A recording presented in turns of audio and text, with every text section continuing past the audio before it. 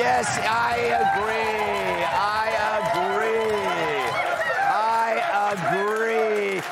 All right, settle down, you Girl Scouts. It's Friday, so you know what that means. Let's welcome tonight's guest. She talks with her hands more than Marlee Matlin, co-host of Outnumbered, Emily Campagno. She's where Lou Dobbs meets the Octagon, host of Outkick This Morning, Charlie Arnold. He looks like a hobo who went to Harvard, TV writer and producer Rob Long. And she's super thin with an impish grin, New York Times bestselling author and Fox News contributor, Katu. Okay, before we get to some news stories, let's do this. Greg's Leftovers. Yeah. All right, this is where I read the jokes we didn't use today or this week. What's wrong with the teleprompter? Thank you. And as always, it's my first time reading them. Gulp.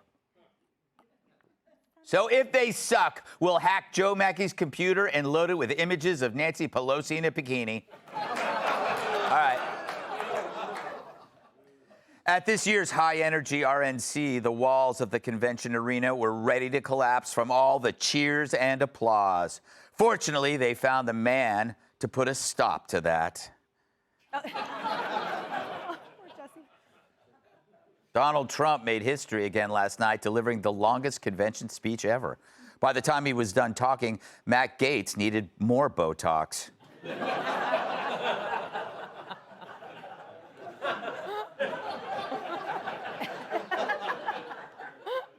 Last night, Hulk Hogan made an appearance, ripping off his shirt and flexing his muscles. It was the most masculine performance at a convention since Randy Weingarten.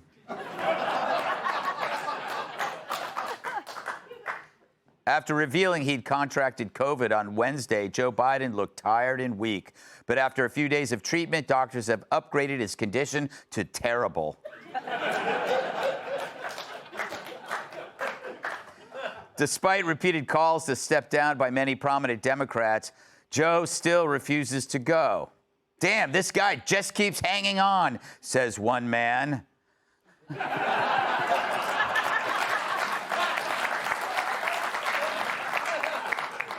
A new report claims that 65% of Democrats want President Biden to pull out, and 100% of Joe Biden wished Hunter had pulled out.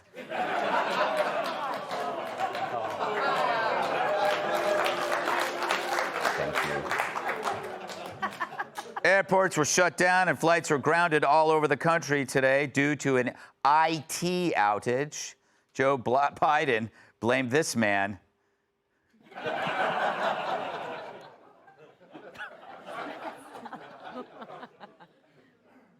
Apparently, the Trump shooter threatened to put bombs in school bathrooms years before his failed assassination attempt. I know what that's like. We've had a guy blowing up our bathrooms for years. Chris Christie was a guest on The View this morning. He only agreed to do it because it makes him look thin.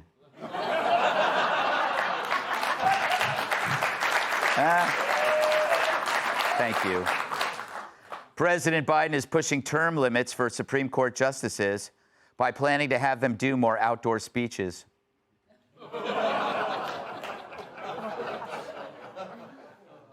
Disney has removed the character Liver Lips McGrowell from its Country Bears Jamboree after concerns the name was insensitive to alcoholics. They gave him a new name that reflects their current values, Tranny McBeardface.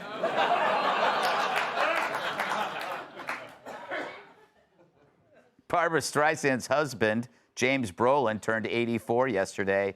Spent the day the same way he always does, praying for the sweet release of death. All right, let's talk about stuff. My mouth is dry. I was up all week. All right, so that was quite a week, culminating last night in appearances by Kid Rock, Hulk Hogan, Dana White, and of course, Donald Trump. If there was any more testosterone, an Expendables sequel would have broken out. It may be a party, and it sure felt like one. There were more balloons there than in Hunter's ass on a trip from Bogota.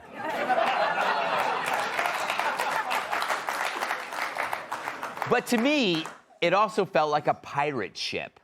Tough, grizzled characters who know how to party, who don't care how you look or what you do for a living, as long as you're willing to fight and have a good time. On this pirate ship, all that was missing were a few parrots, a barrel of rum, and a plank in case Kimberly Guilfoyle got too rowdy. But also in this pirate ship, oddly, was an opera singer.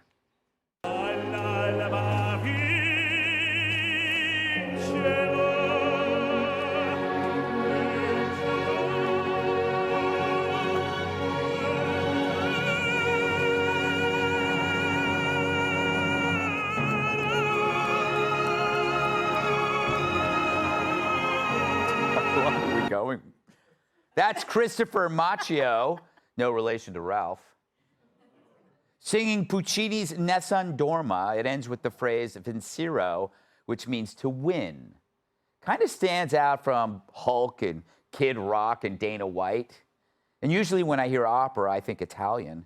And when I think Italian, I think this.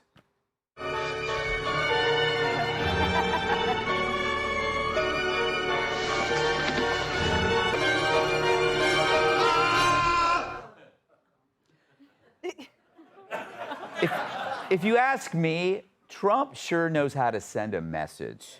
And he didn't even have to decapitate a horse to do it. Of course, the critics are out in force, saying Trump's speech was too long.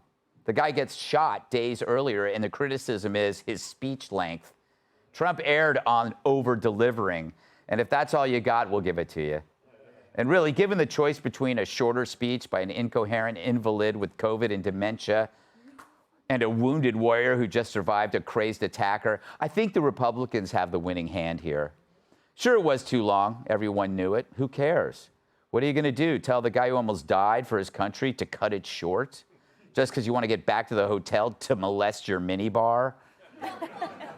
But hey, I thought it was too long, too. In fact, I sat there for so long, I'm still waiting to regain feeling in my ass.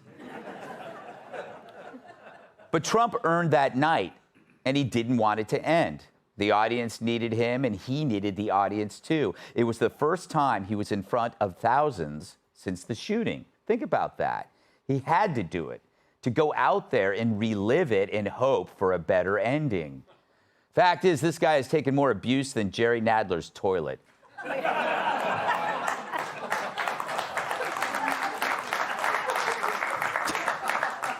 And in a way, so have you.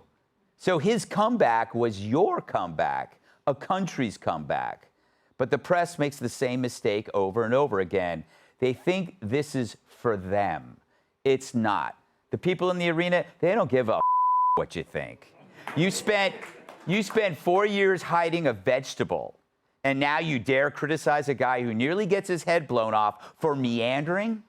You. This came in over an hour and a half long. This was a Fidel Castro kind of experience. It's after midnight on the East Coast. People are asleep. They are tired. It was a long, rambling speech. It was a remarkably long acceptance speech, Shake, and a remarkably dishonest acceptance speech. Yeah, but when they're not obsessing about Trump's speech, they're spewing bile over anything associated with him, including some of the youngest in his family. And I know his grandchild was up on the thing, and they're trying to humanize him and change your idea about who this guy is. Don't fall for that. Trump. Sorry, humanizing Trump is the only way to make Whoopi not view him as food. To the left, it's inconceivable that a president could love his granddaughter. I guess they just got used to that with Joe. So let them complain. If it keeps them from solving their own bigger problems, which are many, it's a win. So not bad for the greatest pirate ship on Earth. Too bad the media missed the boat.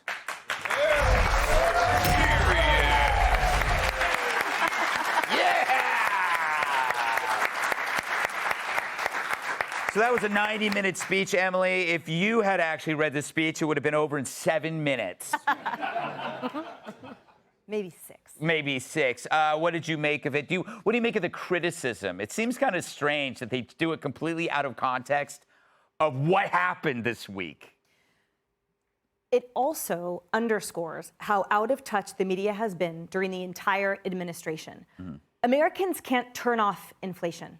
They can't turn off the grief of the 13 families of the servicemen that lost their lives because of the disastrous Afghanistan pullout. We can't turn off the malaise. We can't turn off the unemployment. There are things we can't turn off. So for the media to spin this as, oh, won't he just stop so I can get back to bed? Won't you just stop so I can get back to his administration? How about that? And what kills me is that...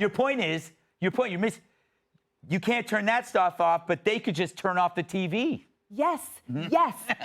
And that Trump devoted so much of his time to honoring Corey Compatore. He took his sweet time, as he should. This was his time. So for them to lump it all in with, and the New York Times saying this was the most awful, self-indulgent speech of our time, when all he was calling for was unity and savoring and representing Americans. That's the problem the media and the left has with this, is that it's not that it was about Trump, it was actually about Americans for once. Yeah, you know, Charlie,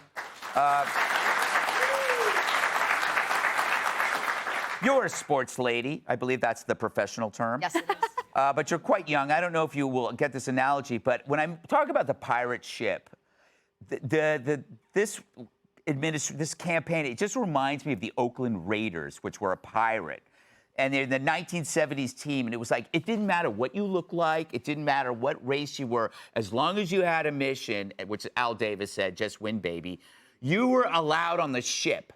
And I think that's why Trump had so many odd, disparate allies, you know, from all over the place, UFC fighters, strange actors, whatever. I guess my point is, it seems like a larger tent than the Democrats could ever get using their identity politics. Yeah, well, what does it take to identify with Joe Biden? I mean, that would just be talking down about yourself, right? But when you look at Trump, and especially with what he just went through on Saturday, I mean, he is the definition of a warrior. He's a fighter. He's a leader. That's exactly what we need and want for this country. And so many people can identify with that. That's exactly why he had Dana White introduce him. And he asked him to do this weeks ago because he said, I want someone who truly knows the definition of a fighter. And I want that, you know, to be relayed onto me at, you know, the RNC. So that's why he had that. Even Mark Zuckerberg suddenly speaking highly of Donald Trump, calling him a badass. Years ago, not even months ago, we never would have heard Mark Zuckerberg say a positive word about Donald Trump. But it's just so many different people are now starting to relate with Donald Trump. And I think that it says something, right? It's not only different people can relate to Donald Trump, but also we're noticing the difference between the Democratic Party and the Republican Party. The Republican Party full of strong, tan men, whereas the Democratic Party full of weak men and also, I guess, weak women. Oh, yes. You know, Rob. Charlie's point, it seems like the shooting kind of gave the opening for people to say Trump's not so bad. Zuckerberg is a good example. Now he can say, hey, this guy, now I understand it. Now it's okay. It's like the fake reason for you to finally say, maybe I could vote for him. I don't know. What did you think of the whole thing? I have to say, it was a long speech. Oh, it was long.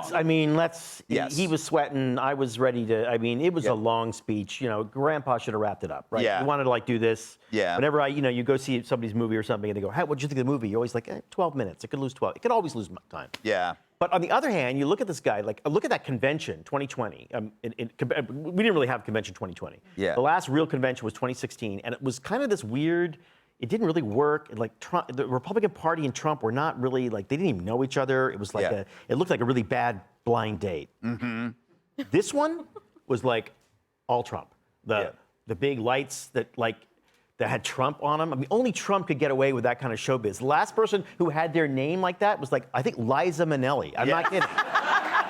Like, there's something weirdly showbizy about him, but it totally worked. Like you've seen a lot of these guys, like these celebrities, have come to Republican conventions before, and there's always that awkward thing with the Republican candidates there. Hi, Mr. Hulk Hogan. How are you? But this is Trump's party. Yeah. And he owns it now, and he's turned it into sort of a kind of a fun show. You know what the show was really good. You know what he's turned it into? Only us old farts will know. It's like Battle for the Network Stars. Totally.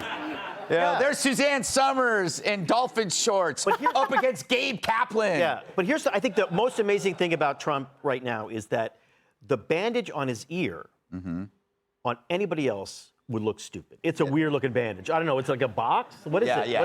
What's in the box? I don't get it. But somehow his complete, go to hell attitude totally works. He looks good even with that stupid bandage. I know, it's crazy. It's crazy, Kat. What did you? It was kind of. I think we maybe took it for granted that it was a pretty seamless, disciplined event. We've been to worse events. I've certainly been to worse events. I don't think that's. I mean, I don't know. Sorry, I'm out of. I haven't slept yet, but I wish I had a grandchild to humanize me right now. That you know of. Unfortunately, there are several steps I would need to take. I would have needed to have gotten started on stuff a long time ago. Never too late. Yeah, Never too late. I mean, that was funny to me too. It's like all politicians use their families to humanize them. That's not anything. Speaking of grandmas, though. The funniest thing for me was how many of your guys' grandmas out there were like this close, seconds away from flashing Kid Rock. I thought for a second I was going to see some boobies. Yeah. I really did. And it's funny to think about how many of those women probably are the same ones who yell at me on Twitter for my skirt being too short. It's like, you're not so modest when Kid Rock's in the room, Grandma. I do think they were gyrating about. Yeah, I've never seen anything quite like it. Yeah, it was just. I think Whoopi was just picking the wrong battles. I mean, you couldn't find a more appealing human being than that granddaughter. What's her name again? Dave. Hi. Yeah, I know. Bitter old woman hating on beautiful young woman. Something we've never heard before, right? When I read that and I wasn't wearing my glasses and I saw Kat Timp is Trump's granddaughter. That kind of explains a lot. I'm in search of a granddaughter, though. Yes. I am out there if anyone lets me borrow one. All right. Before we go, as you know, our great friend Lou Dobbs passed away. He was on Red Eye all the time, and he was also on the first episode of the Gutfeld show when it was a weekly show. So let's just take a fun look back at one of our favorite skits. Well, here we are. I don't know, Lou. Do I have to go to work? Can't I just go to work with you? You're going to be fine. And if he gives you any trouble, just ignore him. He's constantly following me in the halls. In the halls? In the halls. Well, ignore him. All right. I'll try. Thanks, Lou. Have fun. I'm going to try.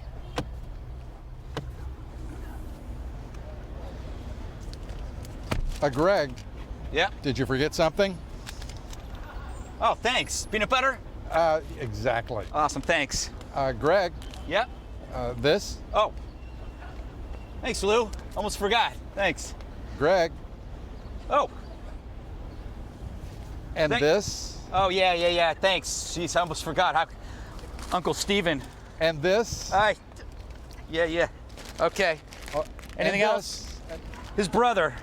Thanks, Lou. Remember, have fun.